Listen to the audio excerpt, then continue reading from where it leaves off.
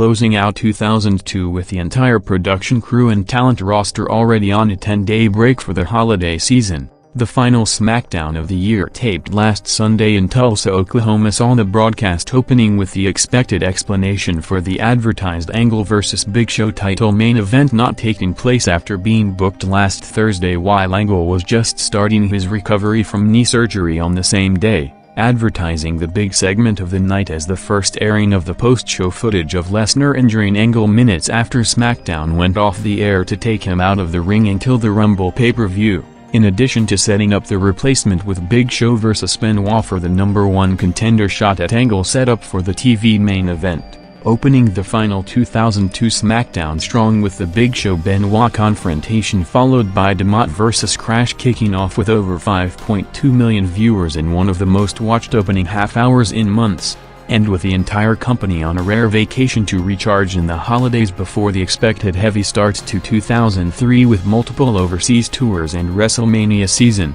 the one man not taking or interested in days off and Vince McMahon saying that while there's no television production for 10 days the business never stops for McMahon, saying that he's not interested in the rest period as there's so many different aspects to the business, with him noting that he's going to write television and set up several business deals in preparation for the new year, with the company releasing their 2003 business projections in a press release during the week mainly focusing on the increased international activity as one of the strategies to offset the domestic drop, saying that international event revenues for 2002 increased by over 500% with over 225,000 people attending 15 shows worldwide, predicting an even bigger increase in 2003 with almost double the events scheduled for the next year over 5 continents starting already in early January with over 30,000 fans expected for the Raw Crew Tour in Korea and Japan, seeing SmackDown in addition to the Al Wilson-Dawn Marie wedding ceremony setting up the top match for next Thursday's rare live broadcast of SmackDown a week in advance with Lesnar vs. Matt Hardy set for the first show of the new year.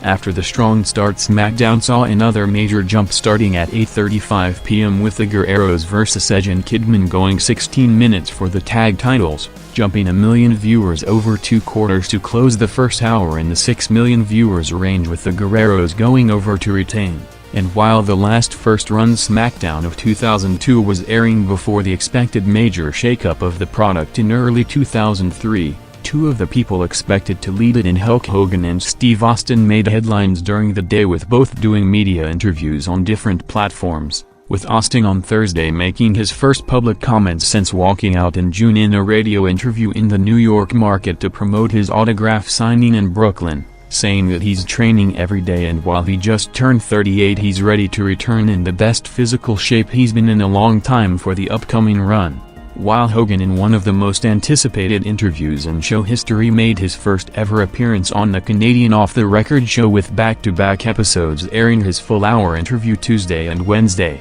as expected, making it one of the top talking points in the business, with Hogan opening the interview detailing his latest dispute with Vince McMahon, saying that outside the suggested Lesnar match at Survivor Series and a plan to work 2 major shows at the Rumble and WrestleMania 19, after declining several scenarios he told McMahon that they will be in contact at the start of next year to leave the option on the table for the comeback in January, talking about his iconic WrestleMania match against Rock while comparing their movie careers, saying that after hearing several backstage conversations there's some jealousy behind the scenes with him, perhaps the only wrestler in history who can relate to what Rock is going through as the 2 biggest mainstream stars in the business. Moving on to Austin, noting that he walked out twice with him not knowing the exact details other than hearing about a backstage commotion that led to the WrestleMania match result with Scott Hall being changed on short notice, with perhaps the most talked about shot out of the interview outside the usual competitive digs at Piper and Warrior coming at an unexpected target, with Hogan burying Mick Foley's physical condition as to why he's still going strong and the much younger Foley is retired from the business,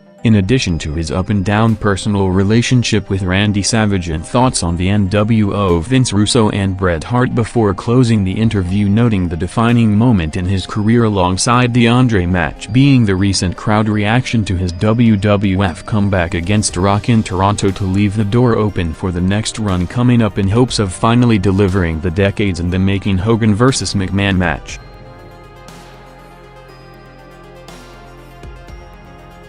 After promoting the footage for the past hour with the first airing of it seconds after the TV broadcast went off the air, SmackDown's top of the hour quarter featured the post-show Lesnar comeback to take out Angle and injure his knee at 10:05 p.m. following the TV taping last Tuesday, coming as Angle was preparing for his knee surgery in Birmingham 2 days later, with the timing of the surgery after holding it off for months, coming intentionally in late December to start his recovery during the lighter holiday schedule at the end of the year in hopes of him being fully fit for the Rumble to WrestleMania season, with him set for a headline role on the SmackDown brand. After showing the full 7-minute footage, seeing Kurt coming to the ring for the follow-up promo at 9:10 p.m. responding to the attack, saying that everything Brock has done in his career in and out of the business, Angle not only topped it but did it better and faster, transitioning Angle into a more serious heel role heading into the Lesnar feud, followed by Heyman introducing a contingency plan to Angle's injury, as after being two of the most mentioned names during the recent strong OVW class that already produced 4 main roster players, including the first new headliner for the company in Lesnar in the last 2 years, with Benjamin in particular talked about as potentially one of the best athletes ever seen in the business.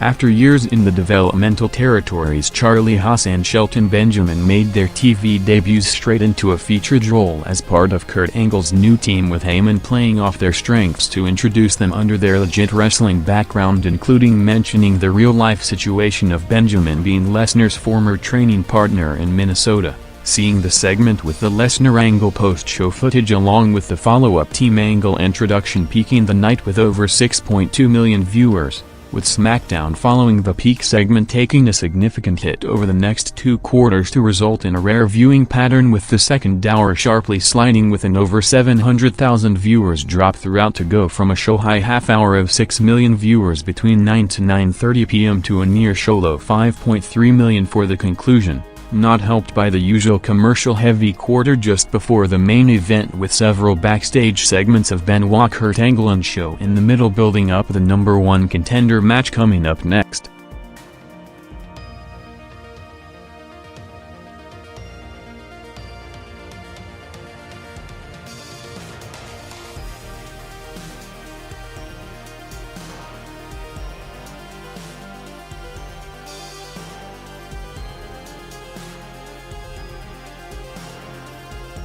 With next Monday's Raw set to be a Best of 2002 highlight special built around the first television airing of The Rock vs. Hogan WrestleMania match, along with the top TV and pay-per-view matches from both brands. Chris Benoit vs. Big Show went 7 minutes in the final main event of the year on WWE television, with the final quarter after the major viewership drop in the last 20 minutes rebounding for the Show Benoit match to close the show with over 5.5 million viewers. And after setting up the plan for them to eventually headline for the WWE title throughout their entire run as tag partners, seeing Benoit going over to set up the SmackDown main event for the Royal Rumble with Angle vs. Benoit for the title set for the pay-per-view, in a recent unusual situation to go along with the unique scenario of both Angle and Hunter being unable to wrestle until the event, booking both title matches of Steiner vs. Hunter and Benoit vs. Angle a month in advance, with 3 weeks of build-up remaining on both brands.